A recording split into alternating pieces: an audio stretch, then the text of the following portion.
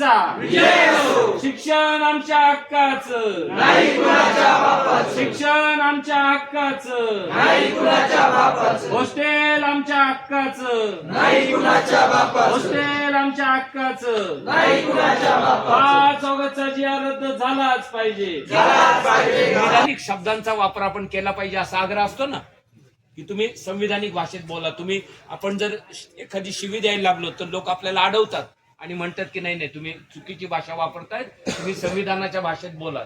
मग संविधानाच्याच भाषेत जर बोलायचं असेल तर आपण आपल्याला आपले प्रश्न मांडण्यासाठी मुंबईत जाता येत नाही, आपले प्रश्न मांडण्यासाठी आपण दिल्लीत जाऊ शकत नाही. म्हणून आपल्या वतीनं 2.5 लाख मतदारांच्या वतीनं आपला एक प्रतिनिधी मुंबईला निवडून पाठवलेला असतो.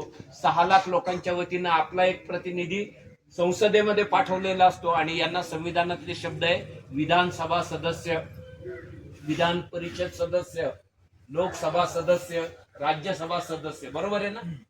खरं तर आपण सुद्धा याचा उपयोग नेहमी असाच केला पाहिजे. यांचा उपयोग काय झालं, दुर्दैवाने आमदार खासदार हे शब्द आले आणि शब्द म्हणजे शब्द नसतात, शब्दामागे काहीतरी आशय दडलेला असतो आणि मग त्या शब्दांनी एक अनावश्यक प्रतिष्ठा बहाल होते आणि ते आपल्यापासून कुणीतरी लांबचेत असं एक अनावश्यक, म्हणजे मतदार आणि आमदार काहीतरी वेगळं नाहीये काही. आम्ही 2.5 लाख मतदारांनी आमचे प्रश्न सोडवण्यासाठी 5 वर्षासाठी म्हणून तुम्हाला ती एक प्रातिनिधिक जबाबदारी सोपवलेली आहे. तिथं जाऊन विधिमंडळामध्ये जाऊन आमचे प्रश्न मांडण्याची. तर इतकं सांगून थांबतो की लढल्याशिवाय आपल्याला काही मिळणार नाही. लढणं हे आपल्या 5वीलाच पुजलेलं आहे, संघर्ष हा आपल्या 5वीला पुजलेला आहे आणि जे लढून मिळतं त्याचं मोल अधिक असतं. सहज मिळणं, कुणीतरी सहानुभूती म्हणून देणं यापेक्षा लढून जे आपण हक्काने मिळवतो आणि मग आपल्यालाही त्याची किंमत असते की आपण हे सहजासहजी नाही मिळालं. आपल्याला कोणती गोष्ट असेल, वसतिगृहातला प्रवेश असेल किंवा कॉलेजमधलं शिक्षण असेल, याच्यासाठीचा एक प्रचंड मोठा संघर्ष करावा लागलेला आहे आणि जे संघर्षातनं मिळतं त्याचं मोल अधिक आहे. म्हणून शिक्षणासाठीचाही आपला आग्रह आहे, आरोग्य सुविधांसाठीचा आग्रह आहे आणि सार्वजनिक ज्या व्यवस्था आहेत या देशातल्या ज्या बंद पडल्या. आज खरं तर एक वेगळा मुद्दा आहे ज्याची कुणीही चर्चा करत नाहीये, म्हणजे आरक्षण आहे पण आरक्षण कागदावर आहे. आज प्रत्यक्ष आरक्षण नोकरीमधलं शिल्लक राहिलेलं नाही. आज नोकऱ्या म्हणजे पदभरतीच होत नाही. म्हणजे 8-8, 10-10 वर्ष जर पदभरती झाली नाही तर त्या आरक्षणाला काहीच अर्थ नाही ना, काहीच अर्थ नाहीये.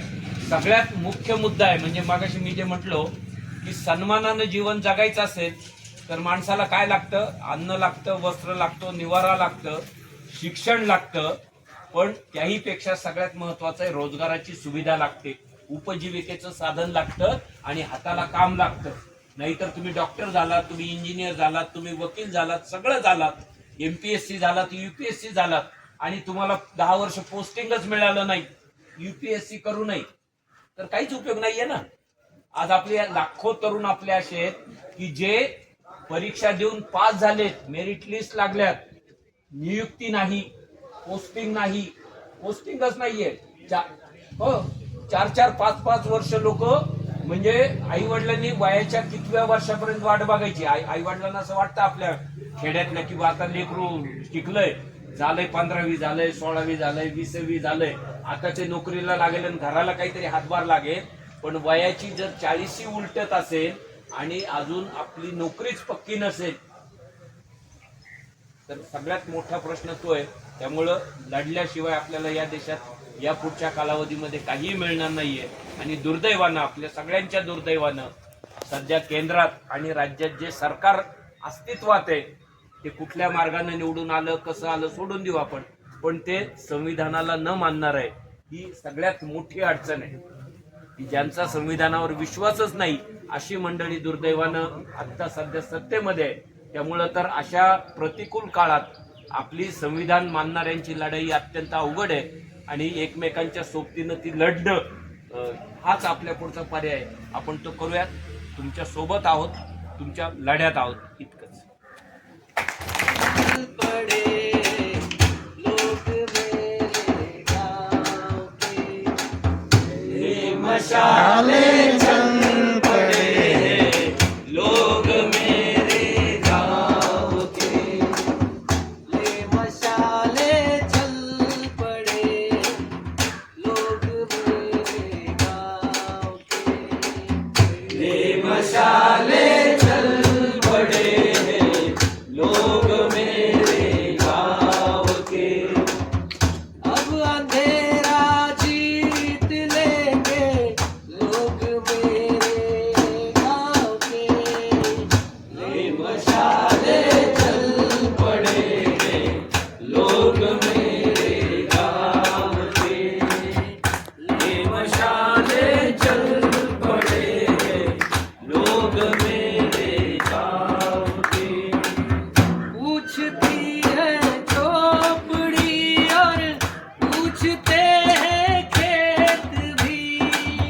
पूछती है झोपड़ी और पूछते हैं खेत भी। कब तलक लुटते रहेंगे लोग मेरे गाँव के।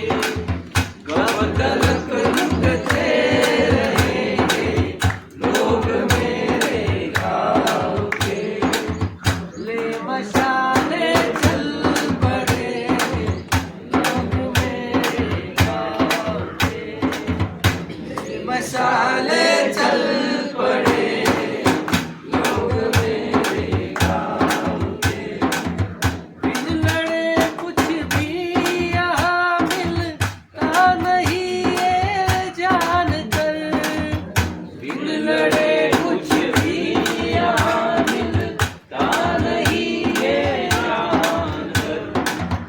अब लड़ाई लड़ रहे हैं लोग मेरे गाँव के। तुम तो महाराज से लड़ाई लड़ रहे हैं लोग मेरे गाँव के। ये मशाले चल पड़े लोग मेरे गाँव के।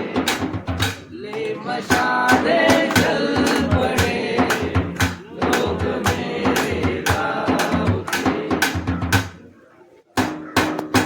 सीखती है हर रुकावट ठोकरों की मार से। सीखती है हर रुकावट ठोकरों की मार से। बेड़िया खनका रहे हैं लोग मेरे गाँव के। भेड़िया खनका